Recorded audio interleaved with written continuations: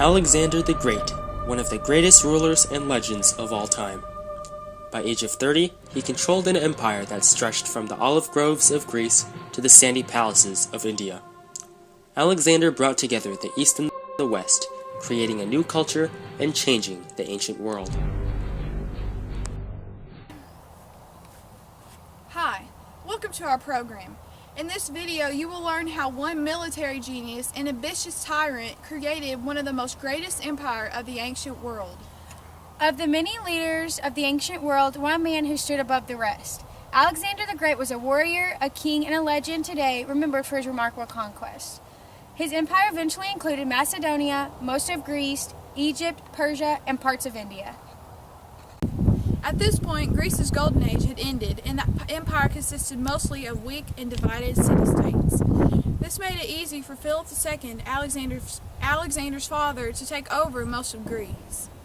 When Philip invaded Greece, he already controlled one of the strongest militaries of all time. His military intelligence and ruthless governing eventually resulted in most of Greece being under his control. Alexander learned military skill and leadership from his father. He was also greatly influenced emotionally from his mother, Olympias. When Philip noticed Alexander's intelligence, he convinced the famous Greek philosopher Aristotle to teach him. Aristotle taught Alexander of Greek culture and myths, and inspired Alexander with the stories of the Trojan War. After Alexander returned home 3 years later, he discovered that his father had remarried and another son was born. This made Alexander angry, and it hurt the relationship between him and Philip. Philip eventually died when he was stabbed to death at his daughter's wedding in 336 BC by a former guardsman. 20-year-old Alexander quickly claimed the throne and took control of his father's empire and military. Although Alexander already controlled a huge kingdom, he was thirsty for more. He set his eyes on Persia, wanting to avenge the invasion of Greece and the burning of Athens. In 334 BC, Alexander began an 11-year campaign of conquest that would forever reshape and influence the ancient world. His main opponent was King Darius III, the rich and influential king of Persia.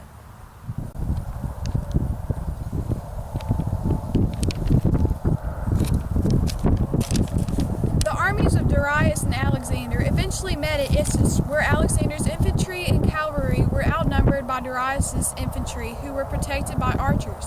Alexander used this phalanx form in which soldiers stood side by side, holding a long spear in one hand and shield in the other. This formation was known as the fearsome of ancient fighting. Alexander and his cavalry charged the left flank of Darius, breaking through and meeting him face to face. Darius is overcome with terror and flees in an attempt to preserve his own life.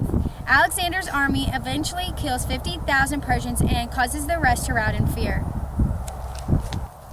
After the Battle of Issus, Alexander marches down to the coast of modern-day Lebanon. Most of the cities surrendered immediately, but the walled island of Tyre resisted. In response, Alexander began one of the longest and most brutal sieges of his campaign. After 7 months, the wall of Tyre were finally breached. Alexander then killed 7,000 Tyrians and enslaved 30,000. This event effectively demonstrates to the other cities what would happen if they resisted. After conquering Persia, Alexander begins his invasion of Egypt. Here the Egyptians were eager to see the Persian rulers defeated and surrender without a fight. In return, Alexander allows the Egyptians to continue their religion and cultural practices. Taking over Egypt led Alexander to believe that he was truly a living god. He decided to seek out the oracle at Suez and prove this. The oracle confirms that Alexander is in fact more than human. But being a god is not enough for Alexander. He is determined to defeat Darius for once and for all. Alexander and his army returns to Persia, where he is met at Gaugamela by Darius and a military army. Alexander is outnumbered nearly 3-1, but this only seems to excite and embolden him.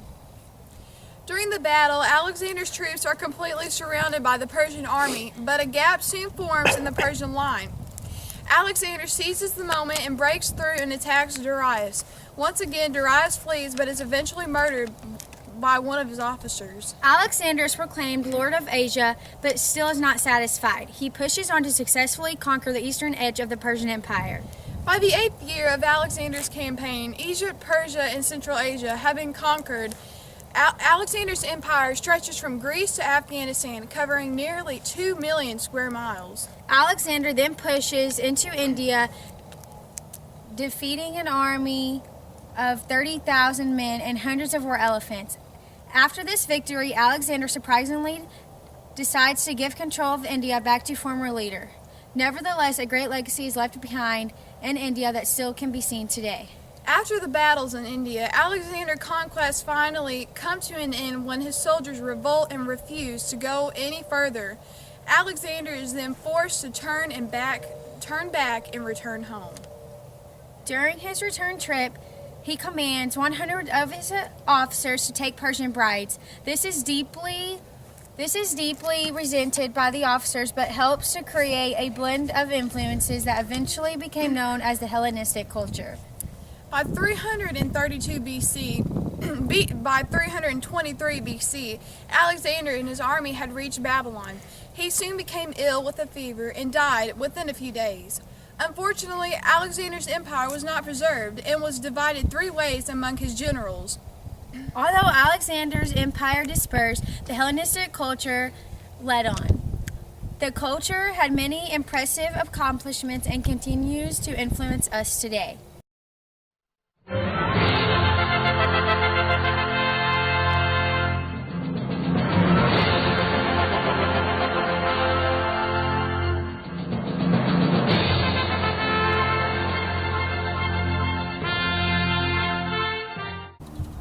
Hi, welcome to the program. I'm program. In this video, you will learn how one military Alexander's He was stabbed to death at his father. Dang it. At his daughter's wedding. the opponents that was forever reshaped. I can't read it.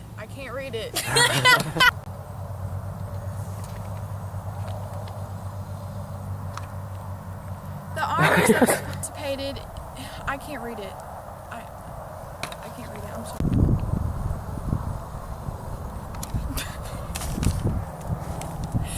The armies of Darius eventually made it down to the coast of modern day Lebanon. Oh my God! I keep saying Lebanon. Lebanon. Of modern day Lebanon. Most of the cities were surrounded immediately by the walled islands of. Let's read. Let's just stop. No. Lebanon, but you keep saying Lebanon. Most of the cities surrendered immediately by the walled island of Tyre. Wait, hold on. After Ben. What's Ben doing? I don't know. There's only 1 minute left. Tell him. Tell him there's only a minute left. 1 minute!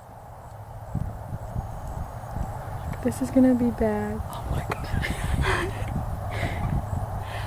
Bro, I'm scared. I'm scared for Ben. Oh my God. He's about to cross the ditch. He's about to cross. Oh my God, there's no minute left, Dana. Nah. Yeah, there's. Do I stop it? Tell Ben it's about to die. Bennett's died! Almost. It's about to. Tell him to go a little closer. No.